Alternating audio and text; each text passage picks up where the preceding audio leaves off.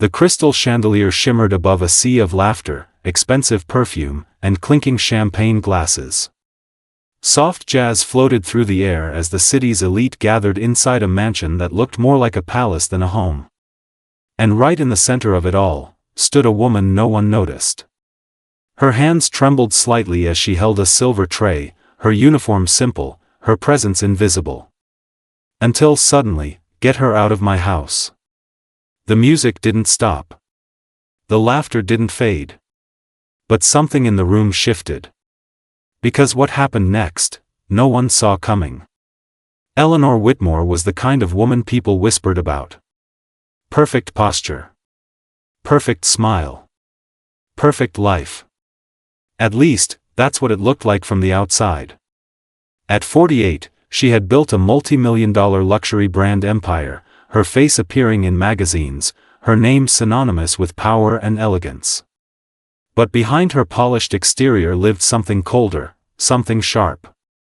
She didn't believe in kindness. She believed in control. And tonight, her birthday party was less about celebration and more about reminding everyone exactly who she was. Across the marble floors and golden-lit halls moved Clara. Quiet. Careful. Almost invisible. She was in her early 30s, though life had etched deeper lines into her expression. Her dark hair was tied back neatly, her uniform spotless despite the constant movement. But her eyes carried something unusual. Not sadness. Not fear. But patience.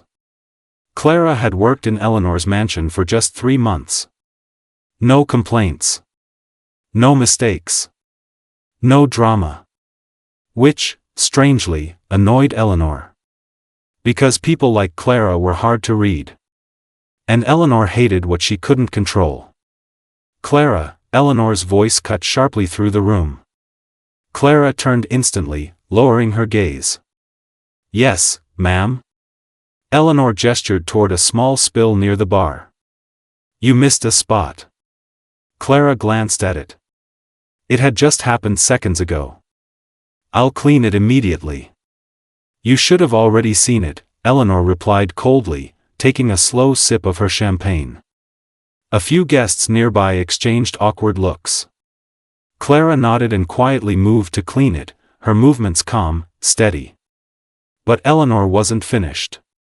You know, she said louder this time, ensuring others could hear, attention to detail is what separates people like me from people like you. The words lingered in the air. Clara didn't respond. She simply kept cleaning. Because she had learned something long ago, some battles weren't meant to be fought in the moment. As the night deepened, the party grew louder. More drinks. Louder laughter. Sharper edges. Then came the moment. A guest, slightly drunk, slightly careless, bumped into Clara, causing an entire tray of drinks to spill across the polished floor. Gasps echoed. The music faltered. Clara froze for just a second, then immediately knelt down, trying to gather the shattered glass. I'm so sorry, she whispered. But Eleanor stepped forward, her heels clicking like a countdown. That's enough. Clara looked up. Eleanor's expression was calm, but her eyes burned. You've embarrassed me. Ma'am, it was an accident, I don't tolerate accidents. The room went silent. Eleanor straightened her posture, her voice now carrying across the entire hall. Get out. Clara blinked, stunned. Ma'am. I can fix this. I said get out of my house. A heavy pause. And then, softer, but sharper, you don't belong here. Clara slowly stood. Her hands were slightly cut from the broken glass, a thin line of red forming across her fingers. She looked around the room, not with anger, not with shame, but with something else. Clarity. Then she nodded. All right. No argument. No tears. Just acceptance. She placed the tray down carefully, removed her apron, and walked toward the door. The guests watched in uncomfortable silence. But just before she stepped out, Clara turned back. And for the first time, she looked directly at Eleanor. Not as an employee, but as an equal. I hope tonight gives you everything you think you need. Then she left. And something about the way she said it unsettled the room. The party tried to recover. Music resumed.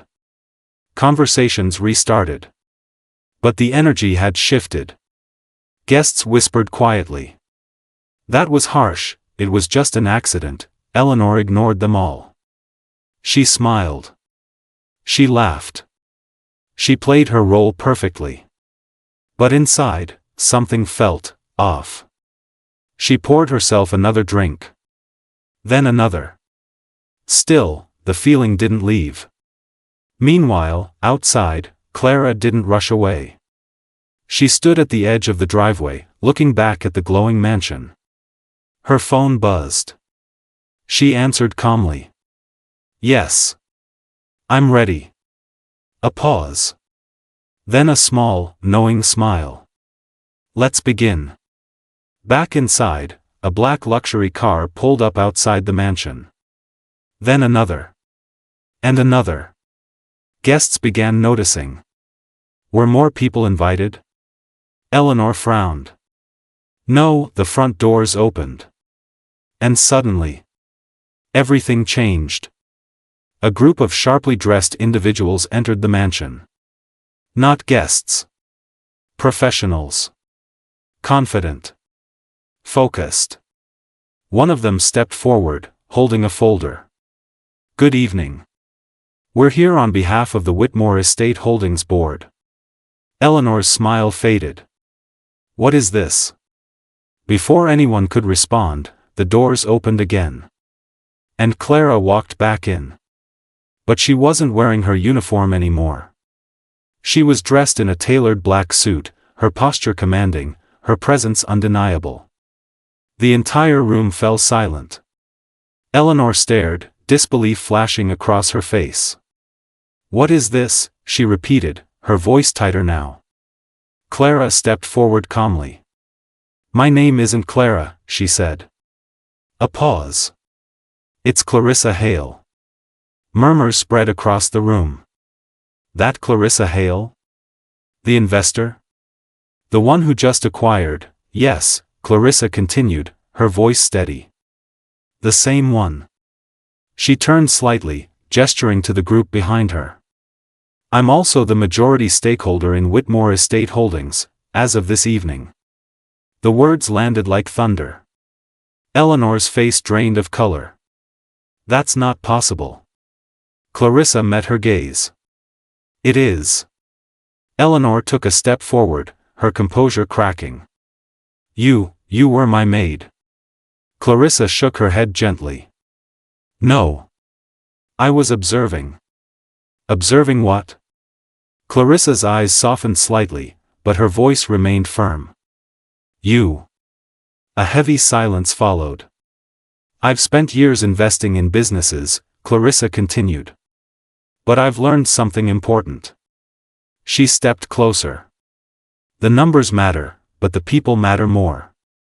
Eleanor's hands trembled slightly. You tricked me. No, Clarissa replied. You revealed yourself. That line echoed through the room. Guests watched, completely still now. No one dared to speak. Clarissa walked slowly through the space, her eyes taking in the luxurious decor, the polished surfaces, the carefully curated perfection. You built something impressive, Eleanor.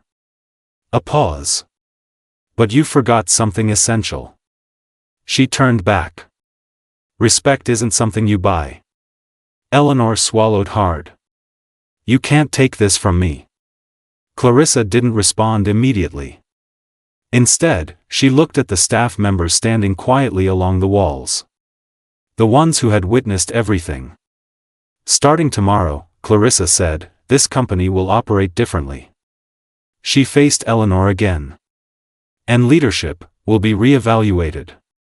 The implication was clear. Eleanor's world, the one she had built so carefully, was slipping through her fingers. The party ended quietly.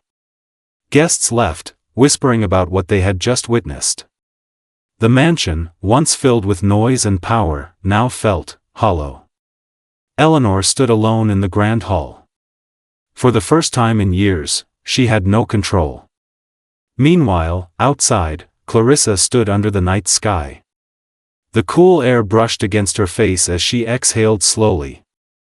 One of her associates approached. "You handled that well." Clarissa glanced back at the mansion. "I didn't do it to humiliate her." "Then why?" She paused.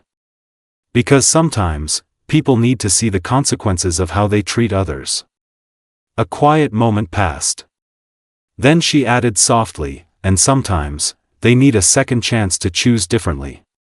Weeks later, changes began. The staff were treated with dignity. Policies shifted. And Eleanor. She stayed. But not as the same person. Because for the first time in her life, she had learned what it felt like to be on the other side. And that lesson was worth more than any fortune she had ever built. If this story touched your heart, please like this video, share it with someone who needs hope today, and subscribe for more stories of kindness. And if you've ever experienced a moment like this, share it in the comments. Your words might inspire someone else.